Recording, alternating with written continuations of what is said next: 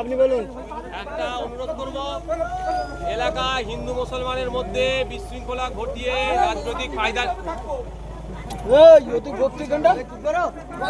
হিন্দু মুসলমানের মধ্যে বিভেদ লাগিয়ে এরা কি করবে, রাজনৈতিক ফায়দা নিতে চাইবে। আপনারা এই করবেন। এখন আমরা দীর্ঘকাল একসাথে বসবাস করছেন, এই ঝড় বাদলা বৃষ্টিতে বাঁধ ভাঙলে একসাথে ক্ষতিগ্রস্ত হয়, একসাথে কাঁধে কাঁধ মিলিয়ে সারা নেতারা আসে না, নেতারা টাকা লুট করে নেয়, চুরি করতে যায় তো কেউ কলকাতায় চুরি করতে যায়। হিন্দু মুসলমান গরিব ক্ষতিগ্রস্ত হয়, গরিবকেই বাঁচতে হবে একসাথে। আমি অনুরোধ করব, হিন্দু মুসলমান বিভেদের ফাঁদে কেউ আপনারা পা দেবেন না। হিন্দু মুসলমান নির্বিশেষে একসাথে থাকবে, একসাথে থাকলেই একতাই বল হবে। তাহলে তো মানে বাঁধ তাহলে কংক্রিট এবারে ঢালাইয়ের বাঁধ হবে, আর হিন্দু মুসলমান আলাদা থাকলে জীবনে ঢালাইয়ের বাঁধ হবে। আমরা যদি আগামীতে ক্ষমতায় আসি, আমি কথা দিয়ে যাচ্ছি আপনাদের।